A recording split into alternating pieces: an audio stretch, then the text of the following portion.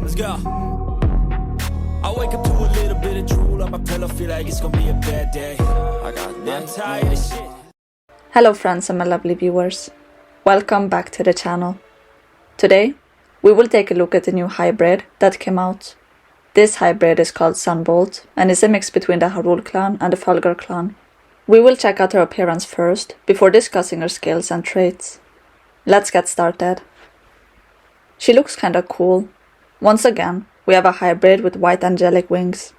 I feel like every hybrid has some sort of wings, and Bloodstorm, Sister and Sunbolt, aka this clan, are all having the white type.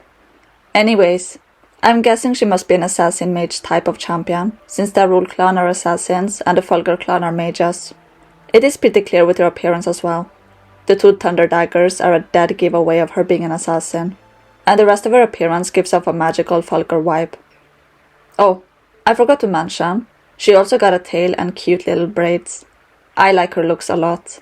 The combination is a little funny, but it is also pretty to be honest. I will give her a 10 out of 10. Let's move on to her skills now. Her active skill is called Shield Flash.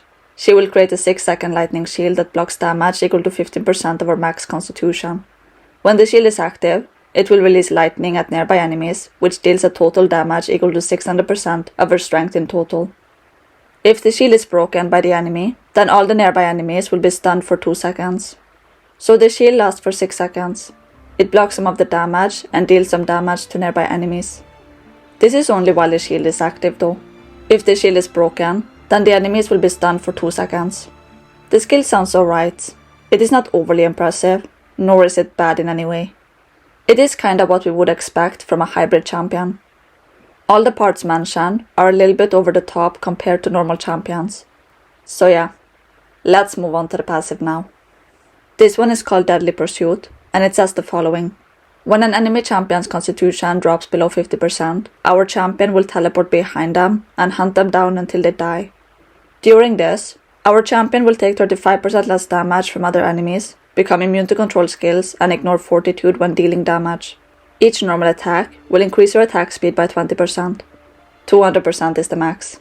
While pursuing, the target's energy recovery decreases by 60%, and our champion will recover 25% of their max constitution when the pursued target dies. This was quite long and complex, but it looks really good, especially for being the passive skill. I thought for a moment I was reading the ultimate. But seriously, this sounds broken, not gonna lie. Like, I don't see any way that the pursued target can survive this type of attack. Only possible way for the enemy to survive is if our champion dies before killing the target.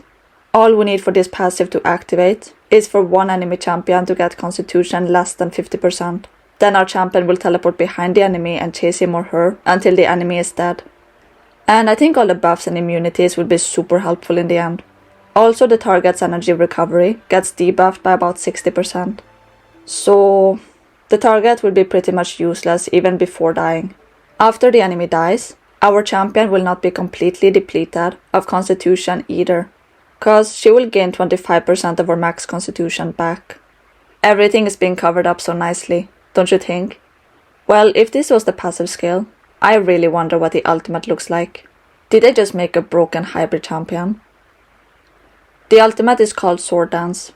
She will shoot a ring of daggers around, which deals damage equal to 700% of our champion's strength. Enemies that are affected by the daggers will have 25% more chance to take critical hits in the next 6 seconds. After the daggers fan out, they will spin for 1 second before attacking the current target and then deal damage equal to 300% of our champion's strength. Does this deal 700% damage of our strength to each of the champions? It doesn't mention about it being a total damage output or anything. So if that is the case, then this skill might be good so far. The critical hits look decent, and by the end of this ultimate, the daggers will all launch for the current enemy target and deal 300% damage of our champion's strength to that target. I mean, if this ultimate skill works the way it's being described here, then I would say it's not as OP as the passive skill, cause that was a little bit over the top. But I'm still gonna say it's on the higher end of things. 700% of her strength to each enemy within range sounds impressive after all. But anyways, what do you think about her skills? I honestly think her active, passive and ultimate skills are very interesting, especially the passive one. I didn't expect it to have so much prettiness in it. Now, before we completely make up our minds, I think we should move on to discuss her traits. As she is a hybrid, she already has 2 pre-selected or main traits from before.